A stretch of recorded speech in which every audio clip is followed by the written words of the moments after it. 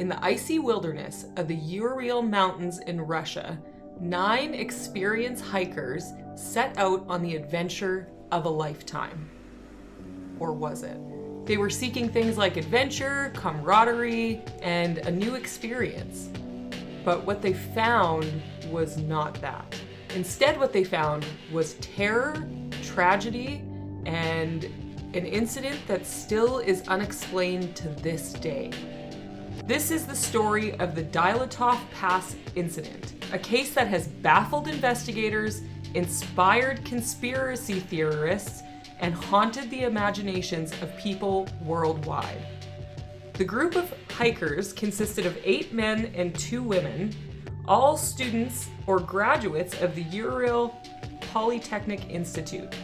Their leader, Igor Dyatlov, was a 23-year-old engineering student and experienced outdoorsman. The team planned to trek through a remote area of the Ural Mountains, aiming to reach Otoraten. I know that I'm just going to take a second here. All of the names in this story are Russian, so I am going to apologize in advance for butchering all of the names. Thank you. Okay, back to the story. They were aiming to reach Otoraten, a challenging journey that would earn them the highest certification for ski tourism at the time. On January 27th, 1959, the group began their trek. One member, Yuri Yudin, fell ill and had to turn back, a decision that ultimately saved his life. The remaining 9 hikers ventured deep into the wilderness, unaware of the fate that awaited them. When the group failed to return by their scheduled date, search parties were dispatched. On February 26, rescuers found the hikers' abandoned and damaged tent on the slopes of the Kholat Syakhl. This translates to the Dead Mountains in the local Manzai language. The tent was torn open from the inside, and the hikers' belongings, including their shoes, were left behind. Tracks in the snow indicated that the group had fled the tent in a state of panic, some wearing only socks or barefoot despite the sub-zero temperatures. This was just the beginning of the bizarre discoveries. The bodies. The first bodies were found at the edge of the forest, about a mile from the tent. Yuri Kurvanishinchikin. We're just gonna call. Okay, so there's a couple people in the story named Yuri. So I'm just gonna say like Yuri and then the first initial. I'm so sorry. Okay. First bodies were found at the edge of the forest, about a mile from the tent. Yuri K and Yuri D were discovered near the remnants of a small fire, both wearing only underwear. Nearby, the bodies of Igor Dyatlov and Zendaya K and Rustem Slobodian were located, positioned as if they were trying to return to the tent. Slobodian's skull showed a small crack, but it was determined to not be fatal. 2 months later, the remaining 4 hikers were found buried under several feet of snow. These bodies presented even more puzzling injuries. Ludmila Dubinina had multiple broken ribs and was missing her tongue and eyes.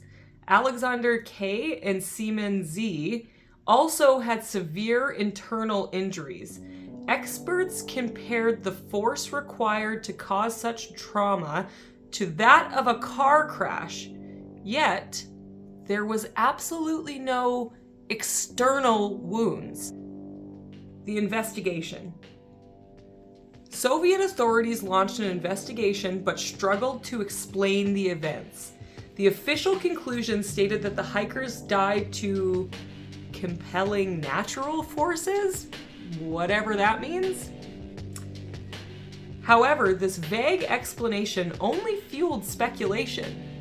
Key details from the investigation added to the mystery. Some of the hikers' clothing contained traces of radiation. Witnesses reported seeing strange orange spheres in the sky near the area the night of the incident.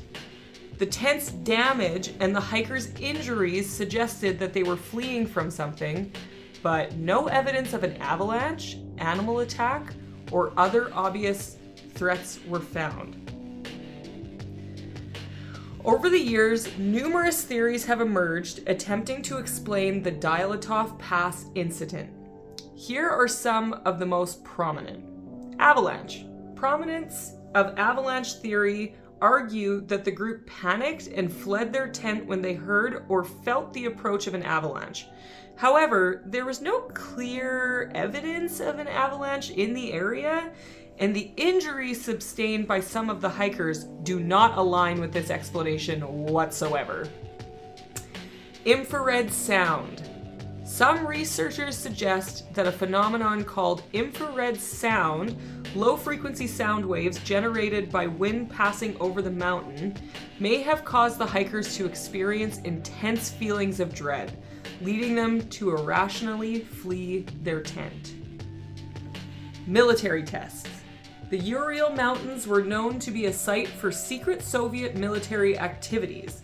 Could the hikers have been accidental victims of weapon tests, such as parachute mines or chemical agents? This theory could explain the radiation and the unusual injuries. Paranormal or extraterrestrial. The presence of the strange lights in the sky has led some to speculate about the UFO's otherworldly encounters. Others suggest supernatural forces tied to the name Dead Mountain. Animal attack. Although unlikely, some theorize that a wild animal such as a bear or a wolverine may have attacked the group. However, this fails to explain the lack of external wounds or the orderly nature of their escape. Also, if it was an animal attacked, why were the bodies buried? Like, if it was an animal, animals, I guess they could bury the body if they were trying to hide it from something else, but again, it doesn't really add up. In 2020, Russian authorities reopened the case, concluding that the hikers likely died from hypothermia and an avalanche. However, many researchers and enthusiasts remain unconvinced, pointing to inconsistencies in the evidence and unanswered questions.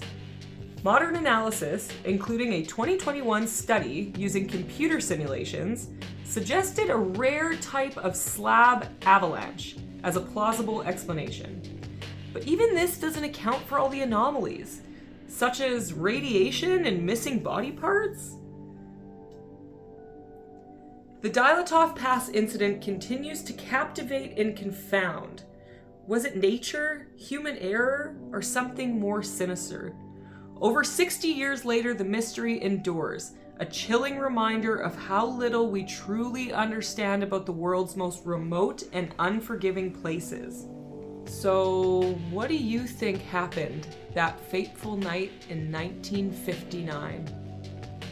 If you like this type of video, please like and comment and tell me your thoughts and opinions on this situation. Hit that subscribe bell if you like these types of paranormal stories. I'm gonna keep making them for you guys. This story blew my mind. Honestly, I did a short form video on this and now I'm doing the long form video because I am still so confused around the details of this story. It absolutely blew my mind what happened to these people. And again, after doing the research, I don't know what I believe. I don't know if any of these things that they've come up with really explain how everything seemed to come from the inside out. Injuries, damage to the tent, absolutely mind-blowing. Please let me know what you think about this story. This one freaked me right out. I will see you guys in the next one. Bye.